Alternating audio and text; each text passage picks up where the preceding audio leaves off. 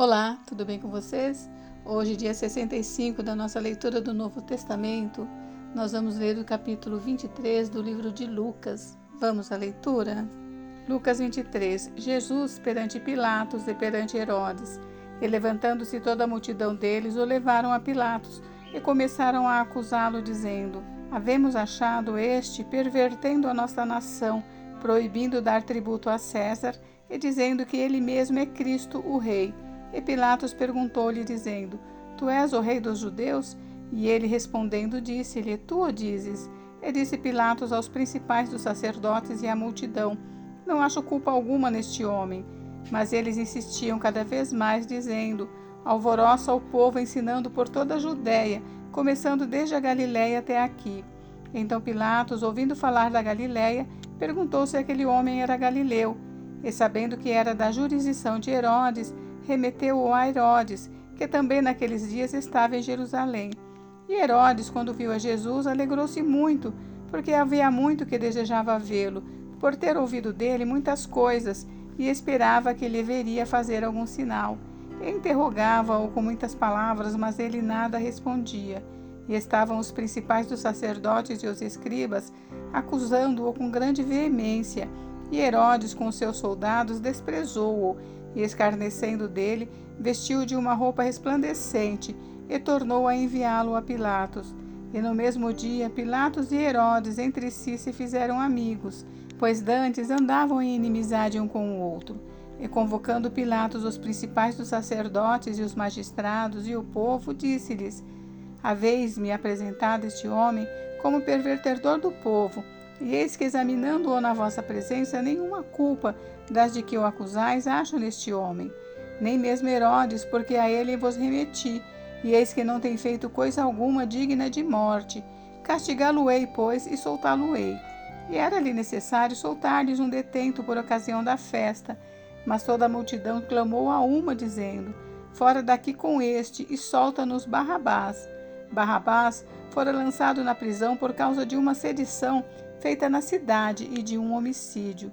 Falou, pois, outra vez Pilatos, querendo soltar a Jesus, mas eles clamavam em contrário, dizendo: Crucifica-o, crucifica-o. Então ele, pela terceira vez, lhes disse: Mas que mal fez este?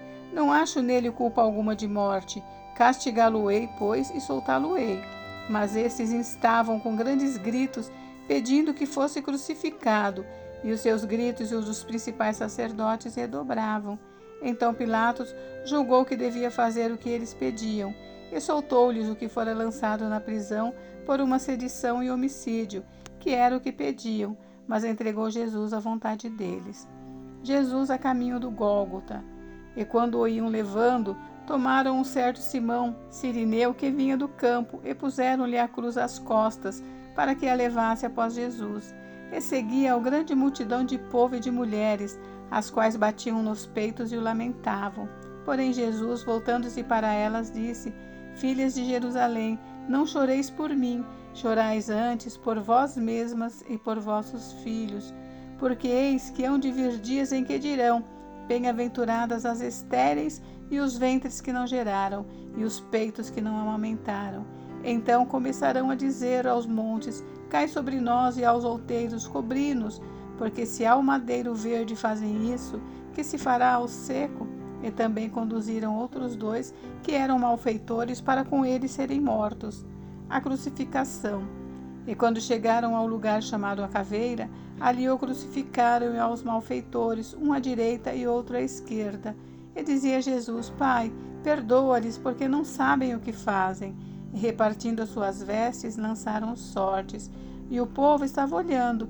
E também os príncipes zombavam dele, dizendo: Aos outros salvou, salve-se a si mesmo, se este é o Cristo escolhido de Deus. E também os soldados escarneciam dele, chegando-se a ele e apresentando-lhe vinagre, dizendo: Se tu és dos judeus, salva-te a ti mesmo. E também por cima dele estava um título, escrito em letras gregas, romanas e hebraicas: Este é o Rei dos Judeus. E um dos malfeitores, que estavam pendurados, blasfemava dele, dizendo: Se tu és o Cristo, salva-te a ti mesmo e a nós. Respondendo, porém, o outro, repreendia-o, dizendo: Tu nem ainda temes a Deus, estando na mesma condenação, e nós, na verdade, com justiça, porque recebemos o que os nossos feitos mereciam. Mas este homem nenhum mal fez. E disse a Jesus: Senhor, lembra-te de mim quando entrares no teu reino. E disse-lhe Jesus: Em verdade te digo que hoje estarás comigo no paraíso. E era já quase a hora sexta, e houve trevas em toda a terra até a hora nona, escurecendo-se o sol. E rasgou-se ao meio o véu do templo. E clamando Jesus com grande voz, disse: Pai, nas tuas mãos entrego o meu espírito. E havendo dito isso, expirou.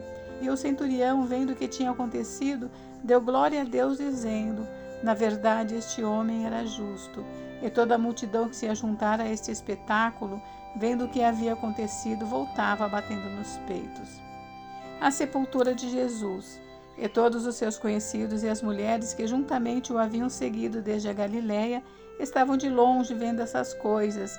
E eis que um homem por nome José, senador, homem de bem e justo, que não tinha consentido no conselho e nos atos dos outros, natural de Arimateia, cidade dos judeus, e que também esperava o reino de Deus, e este, chegando a Pilatos, pediu o corpo de Jesus.